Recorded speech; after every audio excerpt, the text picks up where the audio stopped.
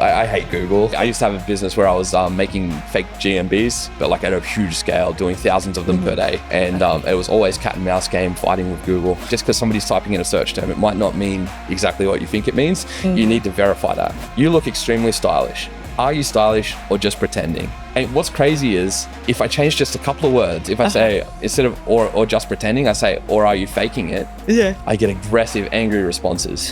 Find a new platform, find old tactics that used to work like 10 years ago and see what you can make work. That's the easiest form of growth hacking for the second type of growth hacking. So could you share with us like the most surprising growth hack you did? It's probably the Tinder hack.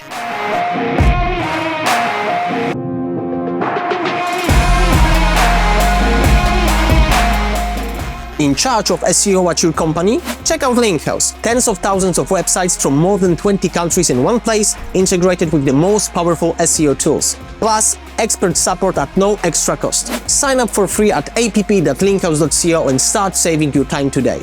Hello everybody, welcome back to another I Hate SEO podcast. I'm here today in Chiang Mai, second day of the conference with Jared Codling, the growth hacker. Yeah, great to be here.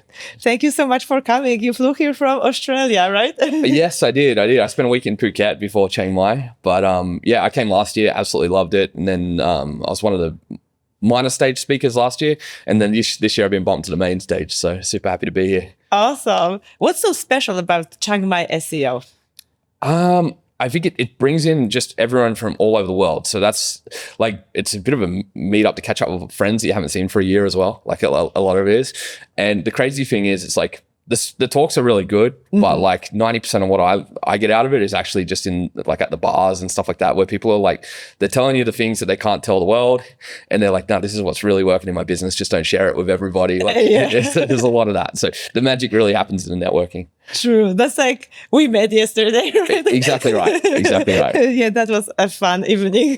I totally recommend Chiang Mai SEO just for networking. Even I met so many people here. It's 100%. And like SEO Estonia as well. It's the same organizers. I went to that. I was one of the speakers. It was, just as good. Yeah, Carl, right? Carl is great. Yeah. I talked to him yesterday as well. Awesome. So since this is I Hate SEO podcast, can you share what frustrates you with SEO? Do you have any frustrations? I mean, I have I hate Google. I've been to war with them over the years, many things. Like I used to have a business where I was making fake GMBs, like Google My Businesses, but like at a huge scale, doing thousands of them per day. For lead generation. And it was always cat and mouse game, fighting with Google. SEO, it's the same thing where you're just always battling with Google. And so I feel like I see them as, that's my true competitor if I'm doing SEO. That's the arch nemesis. Yeah, that's how I feel. Other people, not so much. They're like, no, we work with Google. It's like, no, I hate Google. Also, Mark, I hate Google. Yeah. If you get me a shirt that just says I hate Google, I'll happily wear it. Also, I would try to get that. So I know you're a fan of validation. Can you explain that concept for us? Yeah, 100%. So what was really interesting last night, I actually got talking about validation with a bunch of people, and it's just one of those topics where a lot of people, they've got like clients and they want to transition into having their own product, their own e-commerce or something like that. It's like, well, where do I start? How do I come up with a product that I think the market will want? And you can just guess, or you can go and you can look at what's trending, or you can copy other people and stuff. But that'll get you the idea. But then how do you know before you invest a whole heap of money and time to go down that path?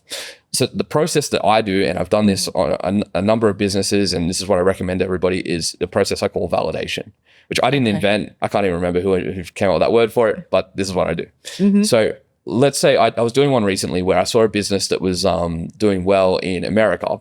And I noticed that I wanted to buy some, but there was none in Australia. I was like, okay, I feel like there would be demand in Australia for this product. It was just like, I can't really say what it is because I'm getting a friend to do that business now. Sure. But let's just say it was like a food product, right? Okay. That would be pretty cheap to produce, but is there demand? And so what I did, it took me like a day. I set up a landing page, which acted like I already had it for sale. So it looked like, if you went on there, it wasn't like pre-order or anything like that. It was like literally, you can buy it right now. Then I set up a second page, which was just a checkout page. And I showed you this one. Yes. And so what I made it look like was like a multi-step checkout where the first step is enter your email address and then you hit continue. When they hit continue, it pops up and says, hey, sorry, we're out of stock. But it sends an event to my Google Analytics, which says there was a sale. It sends and I was running testing with Facebook traffic, but you could easily test with Google traffic. So fired off the Facebook pixel, said there's a conversion. It then also sent me an email that just had their email address and said this person tried to buy. So what I was able to do with this was work out, well, what's my customer acquisition cost? How much would it cost me to get a real customer that's actually willing to purchase? Yeah. I was just doing it with email because I'm quite confident in the system. What I used to do was I'd let them type in the first 4 digits of their credit card before throwing up an error. So then I know they actually pulled their credit card out. Okay. And like I just coded this up with GPT. Like I wasn't, I'm not some superstar coder. I just slapped it together. Really? Yeah, I used like AI images for the product. Wow. What happened was I found that I got a few sales at like $60 customer acquisition cost on a $300 product. It was like it worked out. Oh, this is actually validated. It was interesting. A few days later, I was still getting more sales from people who'd bookmarked it and came back. Really? I was like, well, there's real demand. Okay. But if it's not about the one product. It's like if that didn't work, it's like on to the next product, on to the next product. Like it's just it's a process where, I see a lot of people. The biggest problem they do in business is they'll go, this product's going to work. They buy a shitload of inventory. Yeah, they're sitting on it forever. They're locked in. Now they're stuck doing this project that's not really working, but they've got all this inventory, so they feel stuck. Or they'll build a SaaS product and they don't even know that the market wants it. And that's the worst one because SaaS products are pretty expensive to build. 100%. Right? And this happens all the time. Yeah. And so, this all comes from like the startup world where like they're like do the minimum viable product. And for me, with like an e-commerce product or something like that, or even a SaaS, it's build it, make sure that the customer wants it, drive some actual traffic. And go from there. So you can't stop just at minimum viable product, right? You have to do the validation. Yeah, I think like for me, it was like I got a ballpark where it's like, yeah, I'm pretty sure I could produce this product. Other people are producing it in America. I'm sure I could do it in Australia. Okay. You want to know that you're going to be able to produce it, but like, yeah, if you've got these ideas, put them to the test in the market, and this is the way to do it. What are the mistakes people make when they try to validate? The big one is they'll think they're validating, but they're not. Okay, so I'll give you a really good example. So my first ever online business, there was a guy called Ziz, and he was like this bodybuilder influencer guy, right? Okay. And I was a huge fan of him. I just got into bodybuilding, and he was one of the early influencers. This is like over a decade ago, like 15 years ago. And so I've reached out to him. This is where it's going to go. It's a bit of a story, but okay. So let's listen. Yeah. So everyone was making money selling ebooks, and I was like, okay, that's just going to print cash. Like I was on blackhatworld.com and all those things. I was seeing people making money, and I'm like, okay, I want in. This is so I was like, if I teamed up with somebody like that, I could write a book and put that go 50-50 with them or something like that. Yeah. And so I tried getting in touch with the guy, and he doesn't write back. I try emailing him like 4 or 5 times. He doesn't write back. I send him an email, and the subject line is, I'll pay you $50 just to listen to my idea. And then he called me within like 5 minutes. Really? He's like, you really going to pay me the money, bro? I'm like, yeah, what's your PayPal? He's like, no, don't pay me. I just, I get a lot of business offers. I think everyone's full of shit. And okay. So then I explained my idea. I said, look, what we're going to do is we're going to make Ziz's bodybuilding Bible. I'll write it. And like, he's like, okay, well, what split do you want to do? I'm like, 50-50. He's like, you're going to do all the work and I get half? And at that point, I realized I could have gone 90-10. Yes. That's true. But 50-50, good deal, right? Yeah. So we launched the product. I write it really quickly, like in like a couple of days. I knocked this thing out because I was like, oh, you know what? He's going to tell a friend about the idea. The friend's going to go, I'll write it for you. Let's like screw this guy that you don't know. So we get it fast. Yeah, I got to take advantage of this. Yeah. We launch it. We just on his Facebook, and like straight away we get like $20,000 in sales, like within like minutes. And then it gets hacked and it gets given out for free because I used a null plugin, like a hacked plugin off Black Hat World, because I couldn't be bothered paying the $20 for the WooCommerce upgrade. Oh no. So dumb. Anyway, over the next year, we made a bit over 100 grand just from having it for sale on ziz.com.au. So, so that was good. And then, unfortunately, he passed away. And then I was like, okay, well, I'm not going to keep selling some book with his name on it. Sure. So, I was like, okay, I learned a lot from that. I made some money. Yes. Really good experience. Why don't I go just do one myself? So I was like, okay, I'm going to go look in like Google keyword tool and I'm going to find something with heaps of search volume in that. And I was like, there's a lot of search volume on how to gain weight. I'm going to make an ebook, how to gain weight. I'm going to call it Weight Gain Black Book. I'm going to write the book and I'm going to make a fortune, right? Based on this search volume. I can just run Google ads because nobody's paying for this. It's like 5-cent clicks. Anyway, I write the book and I spend heaps longer on this one. Okay. And, I spend weeks on it. No. That was harder to write. Yeah. Needed some research. I wanted to be really good. I thought I was going to make so much money. Anyway, I launch it, and the worst thing that can happen happened, which is I got one sale straight away. Okay. But then no sales for like hundreds of dollars of ad spend. And because I got that one sale, I was like, oh no, this is going to work. And then I'm like, and sometimes it's just a luck thing, right? So the big thing is you can't just get one sale. You need like a true validation. You need you need statistical significance. You need 3, 4, 5 sales to know that something's going to work. So and what also happened there? There was no demand? Yeah, later on I analyzed this years later to work out what was going on. And it's like people trying to gain weight. It's like I thought because I had my own thing. I used to be like 60 kilos. Now I'm like 100 kilos. And I looked at it from a bodybuilder mindset. But it turns out this is like anorexic chicks trying to gain weight and stuff. Like I wrote the book for like the wrong audience. Okay. And also it's like they're not the kind of people who are going to buy a thing. They just want an article that's going to give them some tips. Okay. They just want some tips from an article. They're not going to purchase something. Yeah. Especially not straight with a landing page where they're going straight to the sale. You're not going to sell them straight away. So I had all of these mistakes because I was just new at it and just didn't know what I was doing. Now being in the weight loss industry a number of times and you know, just understanding the health space, it's like, no, you got to warm people up. You got to run them through a quiz funnel. You got to build an email list. Like there's more that you got to do. Yes. So what are the biggest learning points from that experience? So don't just think that if somebody's typing like another example, somebody that I know was trying to sell Arabic keyboards and he thought it would be physical keyboards. But no, someone was looking for an online tool that just does the translation of the characters. Shitload of search volume. He bought a heap of inventory and then it didn't validate, right? Thing, So he should have, So it's really about like understand that just because somebody's typing in a search term, it might not mean exactly what you think it means. You need to verify that. That's the big thing. So like key takeaways for validation. Make sure that you get them to a point where you know that they're actually going to purchase. Make sure that you drive real traffic and let them vote with their credit card. That's like, I know with the example I gave, I was only going to email, but you go to the credit card step. Yeah. You know, another way you can just sell it to them and then refund them. The problem is you run into with payment processors. If you have like 5 refunds real early on your account, you can get shut down. So I'm life banned from PayPal because of just too many refunds on a business that I screwed up. So yeah, just be really careful with that stuff. Okay, awesome. So you're also a growth hacker. Yes. What does that mean? What is growth hacker? So it's really got 2 meanings. It originally came from the startup world. This guy, Sean Ellis, who I've met, really cool guy. He came up with this idea where it's really about continuous improvement of your metrics, and that's how we hack growth.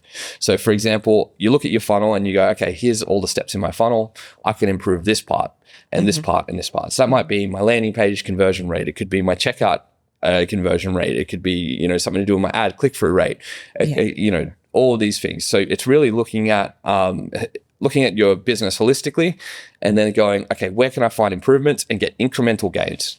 That's one style of growth hacking. And I believe in that so much. Every business I do, that is my main focus.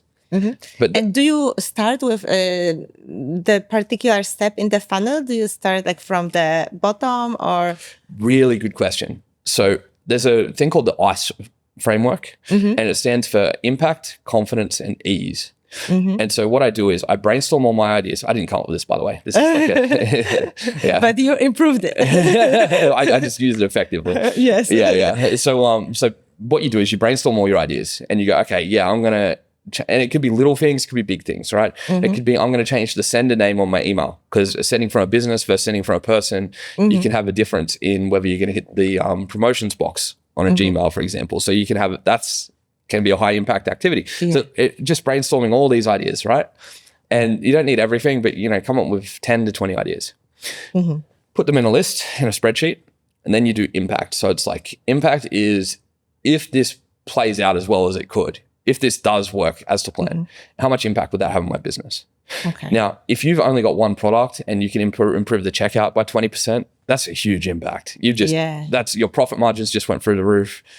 If you're running 50 ads already and you're going to focus on changing one ad, the impact is a 1 out of 10. So you got to score them 1 to 10.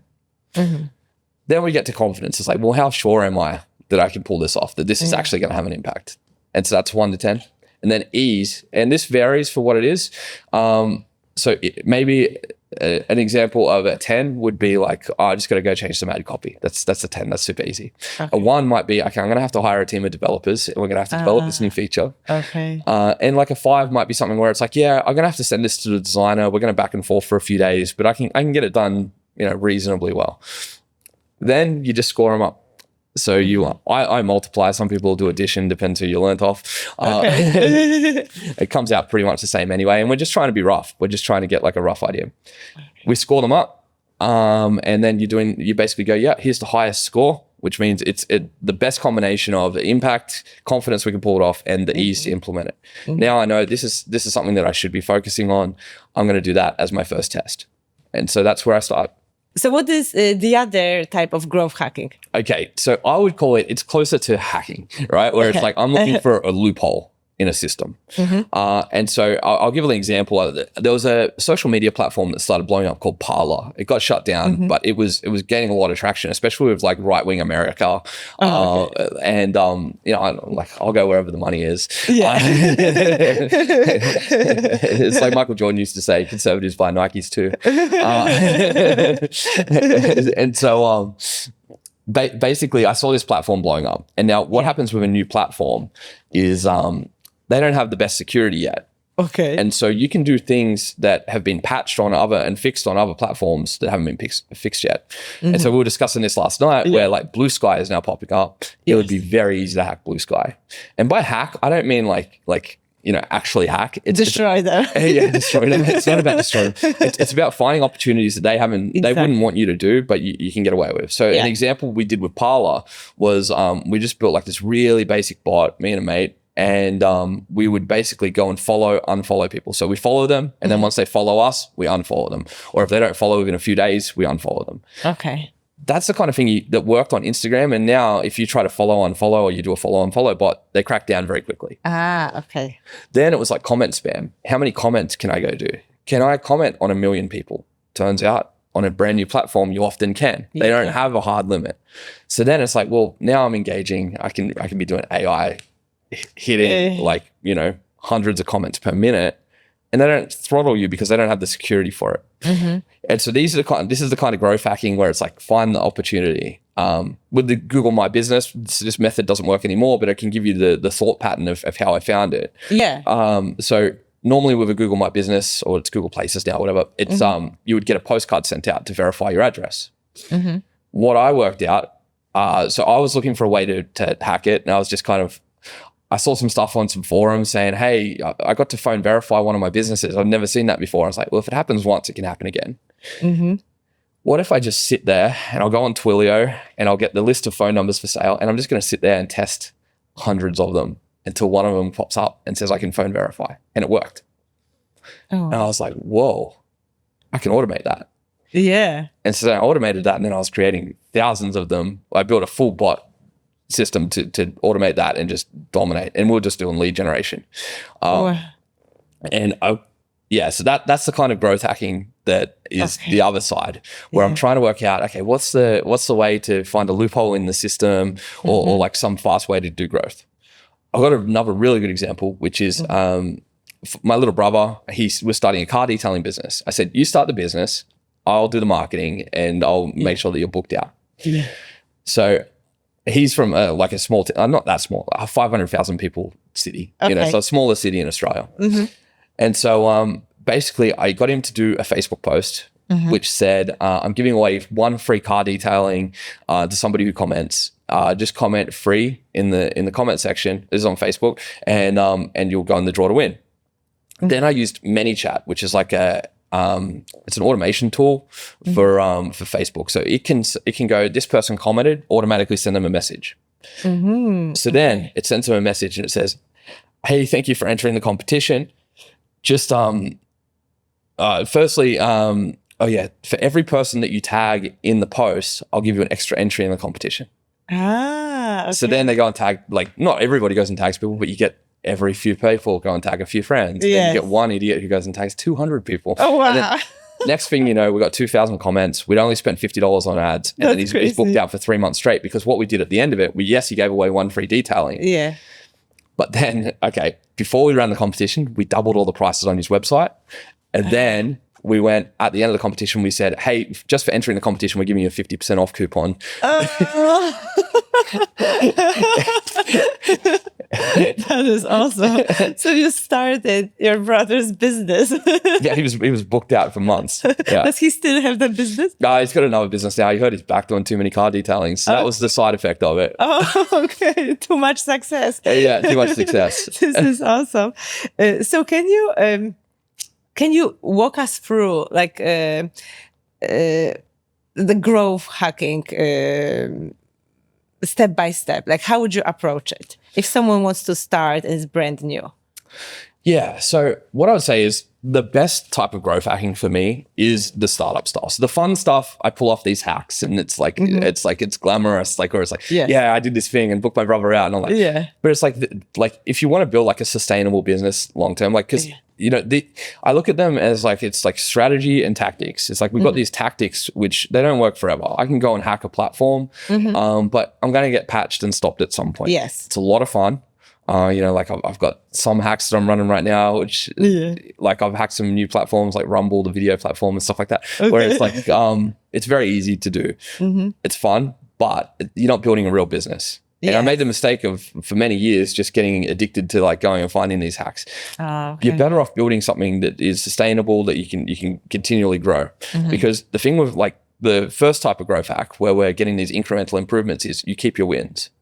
So if I go and improve something in my email sequence, that's improved forever for every new person that comes through. That's like putting money in the bank. That's like forever. I now have a better funnel.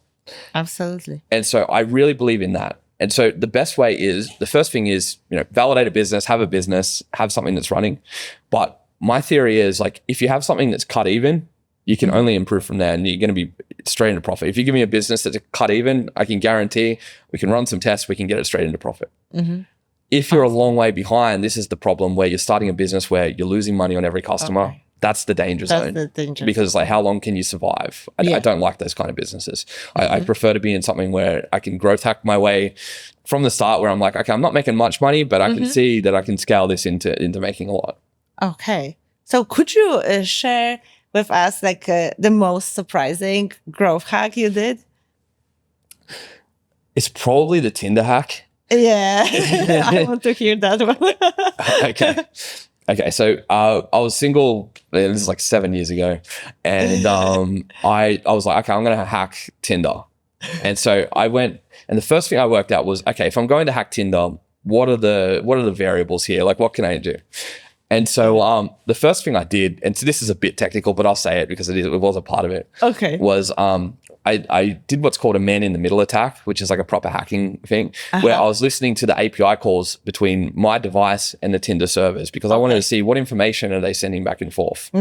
Because I want to know how the algorithm works. Yes. And what I found was, if I swipe no on attractive women, they assume I'm attractive for swiping no on them. So they go, well, if you're going to say no on her, you must be hot. Then they show more attractive women to you. So that was the first part where I was like, okay, I worked that part out. So that was a breakthrough. But then I was like, okay, well, now I'm getting in front of attractive women. Firstly, I need to work out what photos work of me. And I don't want, like, I was in Sydney, Australia, so it's a finite pool of women. So I don't want to burn through that. Yes. So then I start making fake accounts in America, so I can split test my photos. Okay. So I started split testing my photos, and I just used like an Android emulator on my PC. So like it seemed like a phone, and then just did like a VPN. And so then I was just like split testing photos, and then also my profile. So like, and what I found, like I had different kind of profiles. Like one of them might get a kind of girl that might have around for a short time, and I know you might have around for a long time. And so different profiles for different things, right? Yes.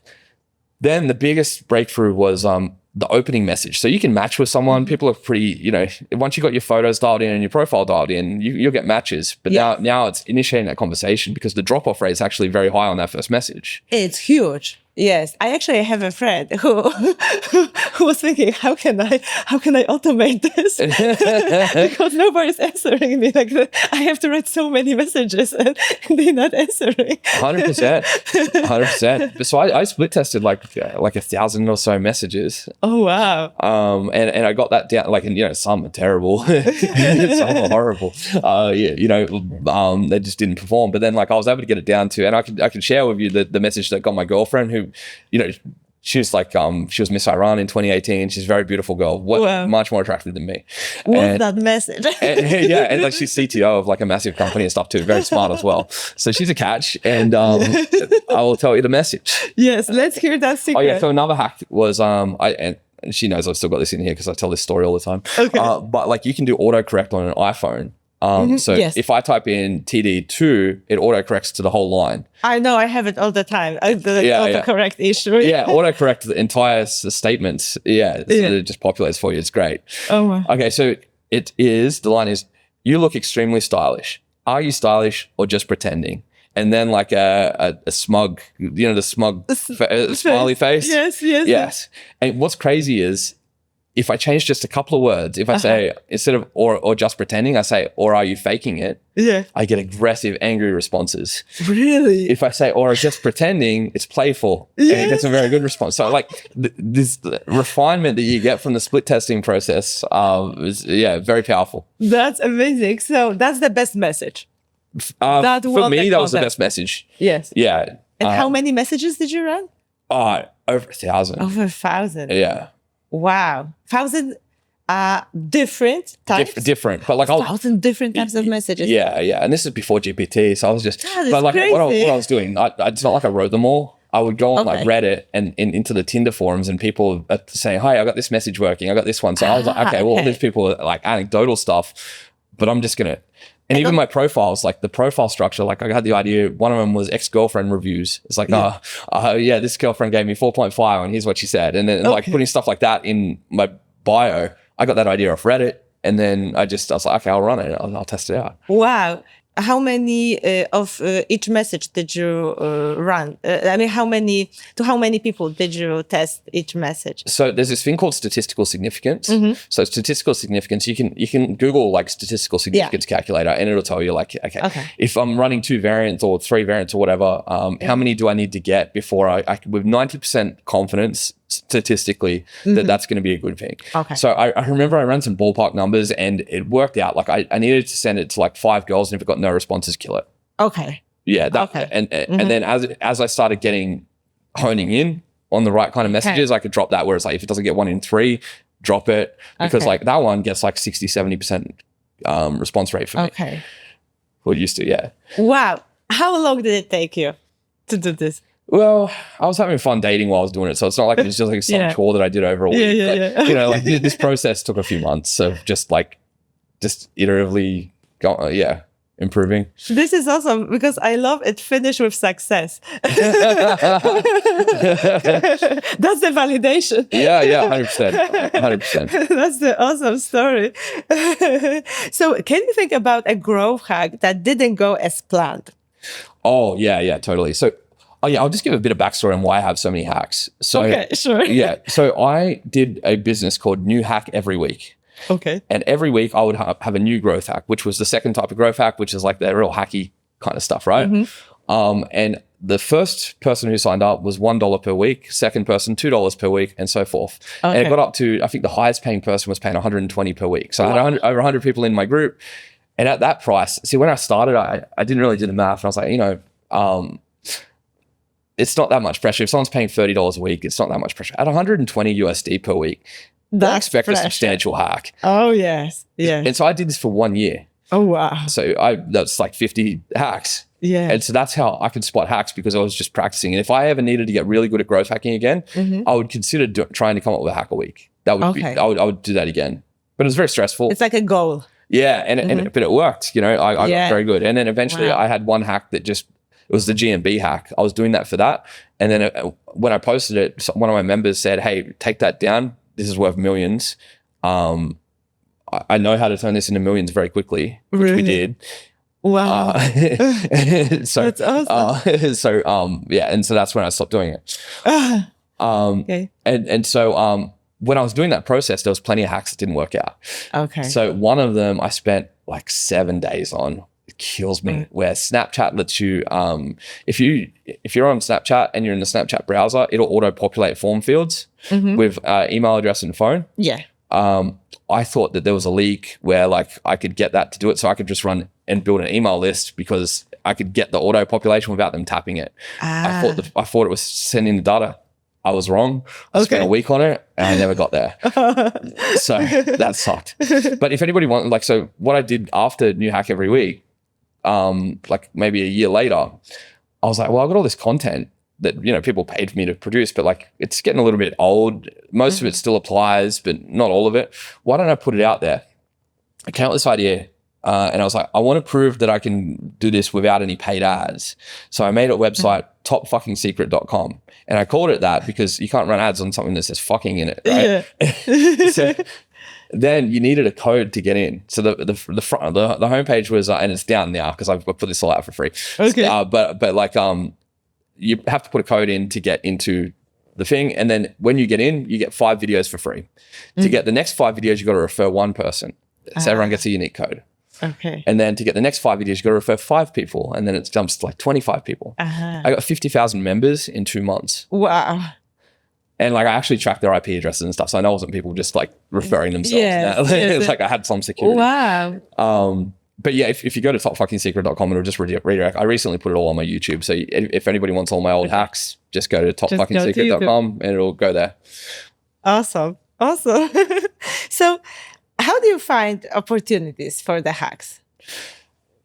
So I would normally like with those kind of hacks, I would start with a platform or something like that I wanted to hack. So with my girlfriend, I wanted to blow up her Instagram, for example. And so I came up with like I was like, okay, I'm going to try hack Instagram to get followers. And like, I was like, okay, well, Instagram stories are the cheapest. So I kind of started going through the process. Instagram story ads are the cheapest ads.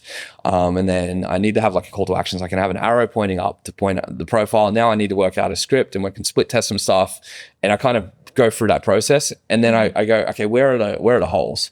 So what ended up with the Instagram one, and I don't know if this works anymore. I've heard someone doing it recently, but I don't know. I basically, with Facebook, you used to be able to bid on, you could pay for link clicks or you could pay for impressions. Okay.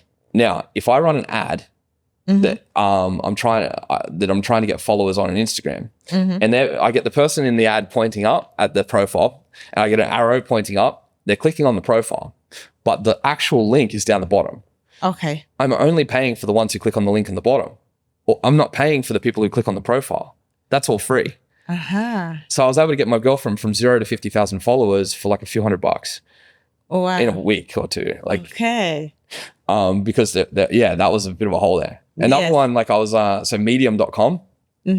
I was like, okay, I'm going to hack medium.com. Let's see what there is here. And I was like, what's irregular about the platform? So I just started looking around. Oh, so you're looking for irregularity. Yeah, what's irregular or what's something that I've seen before? Like I love hearing people's old hacks that don't work anymore because it's like, okay, that's going to work again somewhere else. Okay. That's like I love hearing the stories. Oh, we used to do this. It doesn't work anymore. It's like, well, it might work somewhere. Let you write it down. Yeah. And so like with Medium, it was, I worked out that you can clap. It's like a like on a post, but you can do it up to 50 times. So one person can clap 50 times.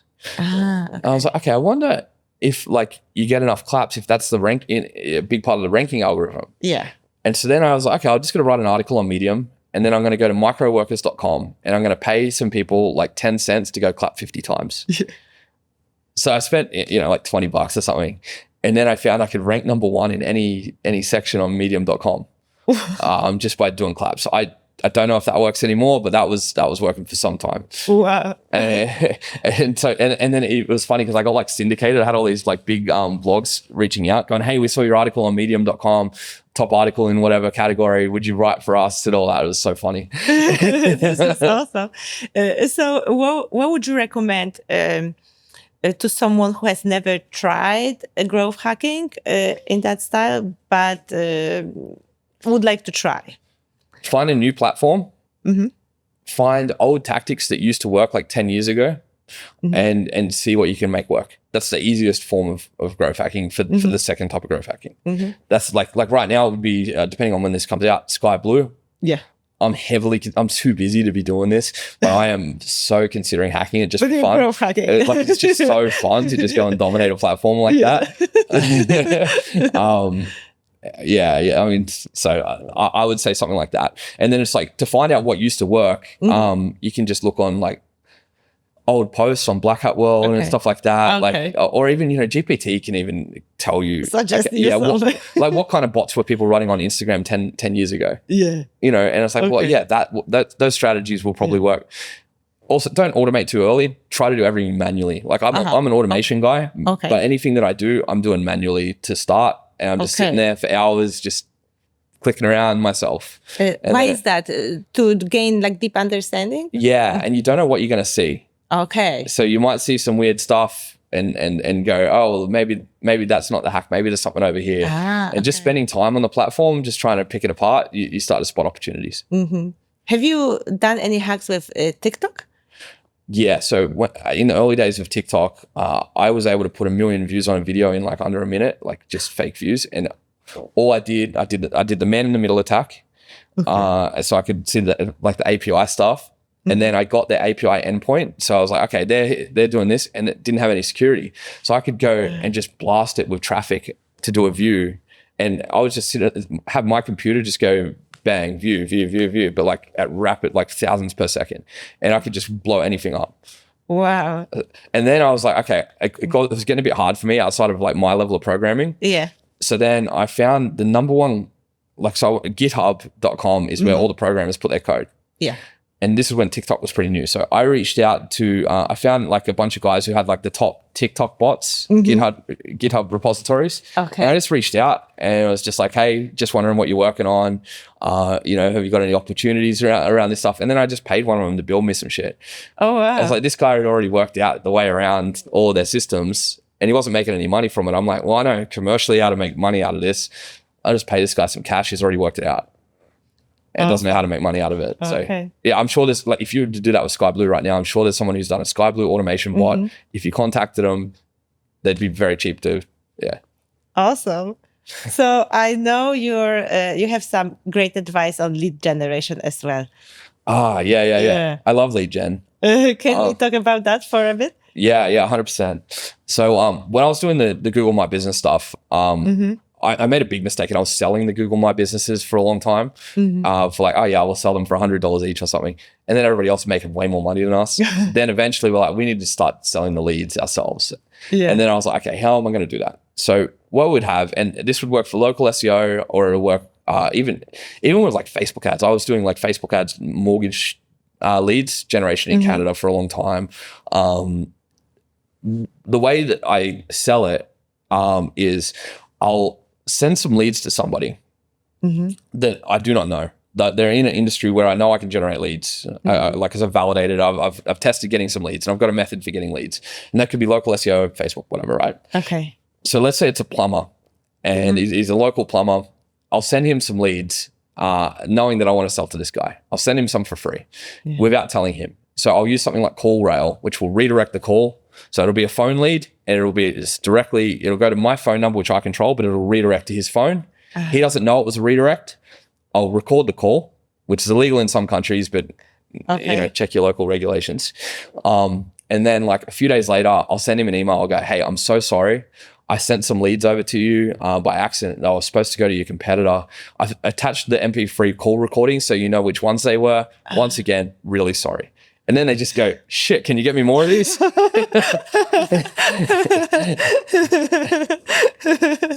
is the great approach. The opening rate. Oh, yeah. It works so well. Yeah, and I heard that you managed to drive down the cost per lead from $1.50 to 9 cents, and you acquired like over 230,000 email subscribers. Yes. Can you tell us that story? How did you do that? So if you were a woman in Australia between the ages of 35 and 45, there was like a 20% chance you were on my email list at one point. It was a crazy amount. So I had a weight loss company. We were just doing like meal and exercise plans. And what I did, we started at like, we did this thing. It was stumbled on it by accident. We were like, we were just trying to think of like what stuff to put on our website to make us look more legitimate. And one of them were like, oh, let's do like a calorie quiz. And it would be like, how many calories to get to your goal weight? And it was just like a simple BMI calculator, super basic. Yeah. But then people were using it and we're like, oh, there's something there. Yeah. So we're like, what if we put that on its own page and we ran some ads at it? Yeah. And then it worked out like it was like $1.50 a lead. I was like, and like on the thank you page, I was like, okay, well, what if we improve this funnel a little bit and we make it so it says, we're going to, we'd say your results are getting emailed over to you. They'll be about 5 minutes. While you're waiting, why don't you check out our program? And then we'd like, while they're waiting, they're like, okay, yeah, we'll read through the sales page. So that worked really well. So that was how we started getting conversions. Okay. So then we were generating maybe $2 revenue from that, but it cost us $1.50 for the lead. So we're making money, but with operating costs and that, we're kind of like cut even-ish. Yes. So then I just systematically, I did the ICE framework, which I was talking about earlier. Yes. And I just systematically worked out, okay, I'm going to test this and this and this. Examples would be an image ad versus a video. Videos were cheaper. I accidentally did I messed up one time cropping a video length. It was supposed to be a 30-second video and I cropped it to 4 seconds accidentally. And it was looping, but people watched it multiple times. And Facebook rewarded that behavior with a high quality score. And then our CPMs went right down. And then we worked out a 4-second video that loops that people watch multiple times. If it's like a seamless loop, that crushes. So that's in my arsenal now. Yeah, by accident. Yeah. And then I was like, okay, most people are on mobile. So we focused on mobile. That was a win. And, that was maybe 10% cheaper than desktop. So it's like these little things start stacking up. Yeah. And so we go from like $1.50 to like $1.20 to like, $1.19. Like you take every win, right? Yes. And we just kept going. And stuff like we were doing a square video rather than a rectangle because it takes up more real estate on the phone. Yes. So as they're scrolling, it's so much more space. And so it works a lot better. And a square, we tried some weird sizes. Square works, it's visually pleasing is my theory of why it works, but the data just says it works. Okay. And so we just did these incremental improvements and then that got us all the way down to 9 cents. And then once we're at 9 cents, I just turned it up like crazy. Wow. Yeah. And we just, saturated the market like so much. That's how you got so many subscribers. Yeah. Well, exactly. And so we built like a multi-million-dollar business from nothing, like very quickly. That's crazy. And like we had like these little hacks. I'll share some of them. So like one hack we had. So firstly, always look at your data. So we found, and this took a bit of time to learn, but like our customer lifetime value was significantly higher on people that would pay for a $1 trial versus people who would give a credit card but on a free trial. The people who were willing to give the dollar, they weren't as cheap and they would last longer on the program. So it worked out $1 trial. If you look at all the math of it all, we're better off doing a $1 trial in that industry than a free trial. Okay. And that might not be the same for every industry, but for that, that's what worked for us. So always look at your data. Then we're like, when we were pushing the $1 trial for the first week, and we did the calorie quiz, we'd send an email from our CEO, who was one of my mates from school. It would say, it'd be like a personalized email, the personalized looking email. There's a like, hey Donna, I was looking over your answers on the calorie quiz, and I think my program could really help you. Here's a coupon code to get your first week for $1, sent from my iPhone. And they thought it was like the CEO was actually reaching out and actually thought the program was going to work so well for them, and would just hit them with this sent from my iPhone thing, and it converted like crazy. Wow. So what are your favorite lead gen strategies? Google My Business, as much as I don't do it anymore because it just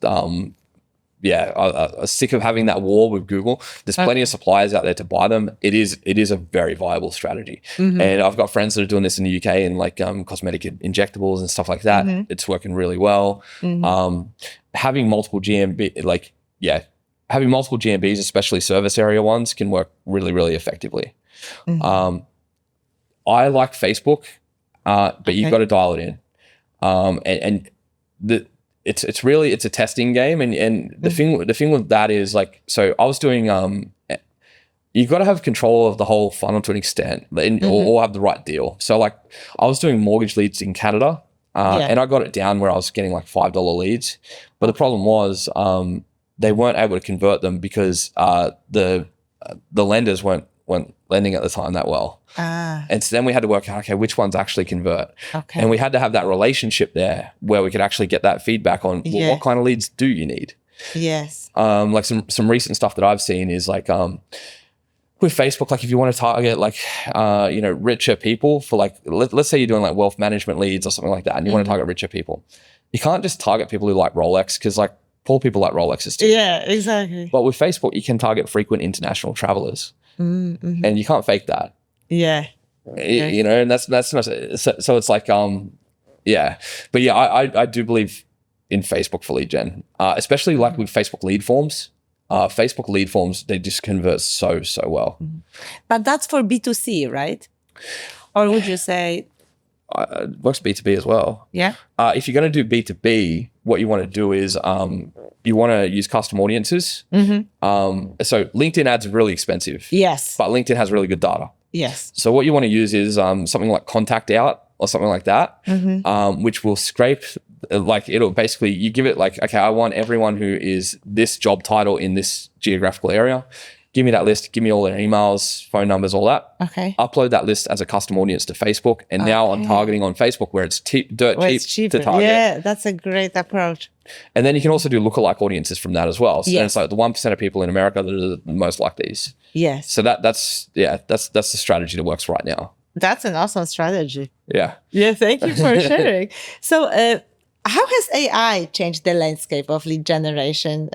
Do you see like any changes, or how businesses should adapt to stay competitive? What are your thoughts on AI? I mean, Google's caught up a lot if we think about SEO. So when GPT-2 was out, which you had to run yourself, it was a real pain in the ass.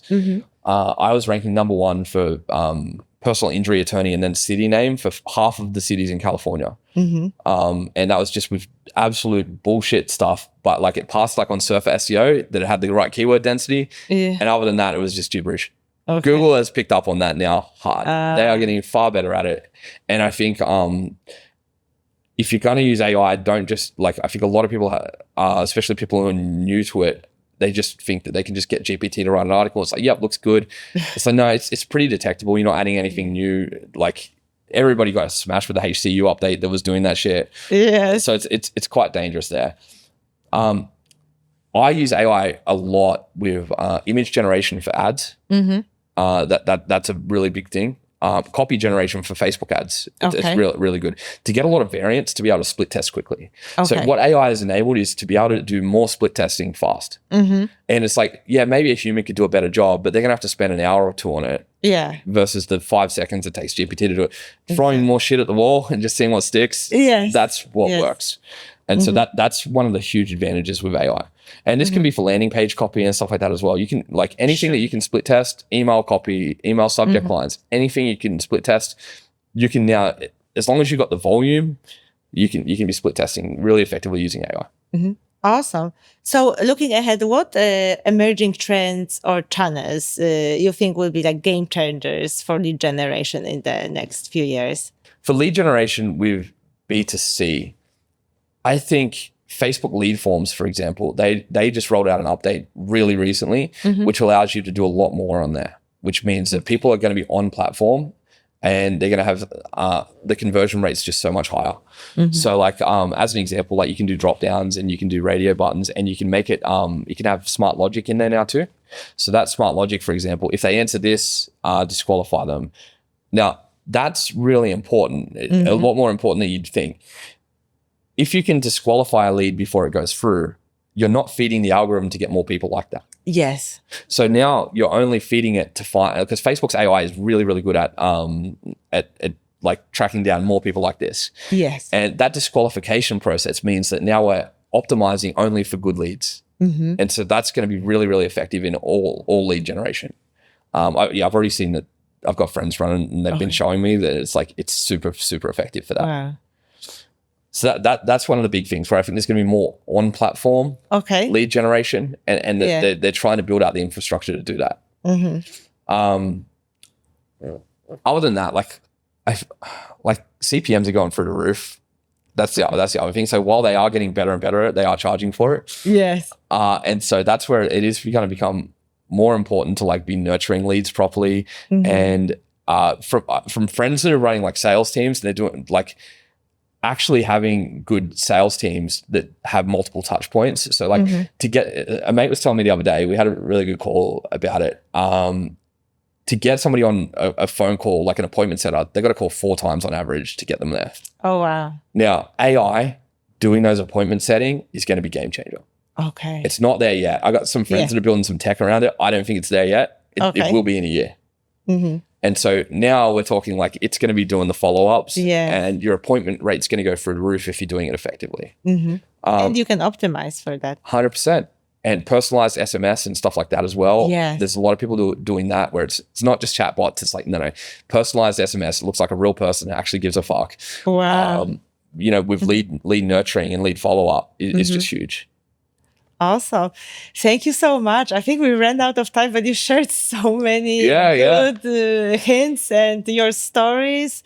Thank you. Thank you no for problem coming. At all. And thank you for having me. Yeah, it was a pleasure. And if you want more of advice like this from Jared, please follow him on LinkedIn and follow our I Hate SEO podcast. I've signed up for the I Hate SEO newsletter. Thank you so much. Thanks, everybody. Bye.